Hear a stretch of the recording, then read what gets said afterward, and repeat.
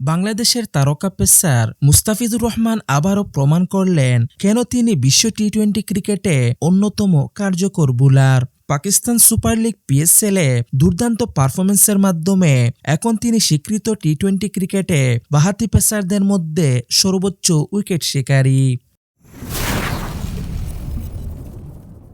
মুলতান সুলতানসের বিপক্ষে সর্বশেষ ম্যাচে 2 উইকেট নিয়ে মুস্তাফিজ নিজের মোট উইকেট সংখ্যা দাঁড় করান 416-তে। এই মাইলফলক স্পর্শ করার মধ্য দিয়ে তিনি পেছনে ফেলেছেন তার শৈশবের আদর্শ পাকিস্তানের অভিজ্ঞ পেসার মোহাম্মদ আমিরকে। আমির যেখানে 356 ম্যাচ খেলে 414টি উইকেট নিয়েছেন, সেখানে মুস্তাফিজ মাত্র 325 ম্যাচেই সেই সংখ্যা ছাড়িয়ে গেছেন, যা তার ধারাবাহিকতা ও কার্যকারিতায় প্রমাণ। তবে এই রেকর্ড গড়ার পথটাও ছিল দারুণ প্রতিদ্বন্দ্বিতাপূর্ণ। পিএসএল শুরুর আগে এই তালিকার 3য় স্থানে ছিলেন মুস্তাফিজুর রহমান।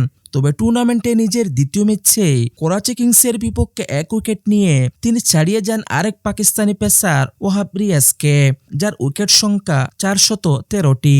2023 সালের পর থেকে প্রতিযোগিতামূলক ক্রিকেটে আর না থাকায় ওহাব রিয়াজকে টপকাতে খুব বেশি সময় লাগেনি বাংলাদেশের এই বাঁহাতি পেসারের। তবে আমিরকে ছাড়িয়ে গেলেও প্রতিদ্বন্দ্বিতা এখানেই শেষ হয়ে যাচ্ছে না। পিএসএল এর এবারের আসরে আমিরও খেলছেন রাওয়ালপিন্ডির হয়ে। এখন পর্যন্ত তিনি 2 ম্যাচে 2 উইকেট নিয়েছেন।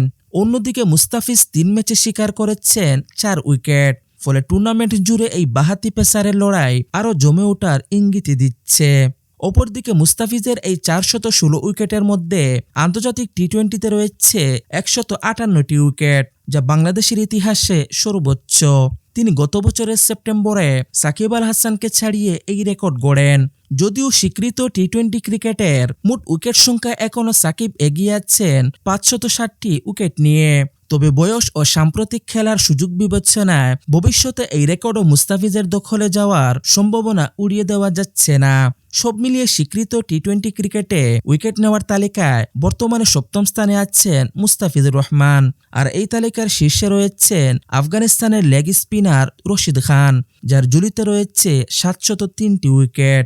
তবে বাংলাদেশ ক্রিকেটের জন্য এটি নিঃসন্দেহে একটি গর্বের মুহূর্ত। মুস্তাফিজের ধারাবাহিক পারফরম্যান্স কেবল ব্যক্তিগত অর্জনই নয়, আন্তর্জাতিক অঙ্গনে বাংলাদেশের অবস্থানকে আরও শক্তিশালী করে তুলছে। এখন দেখার বিষয় এই দুর্দান্ত ফর্ম ধরে রেখে তিনি আর কত দূর এগিয়ে যেতে পারেন এবং নতুন নতুন রেকর্ড নিজের নামে লিখাতে পারেন।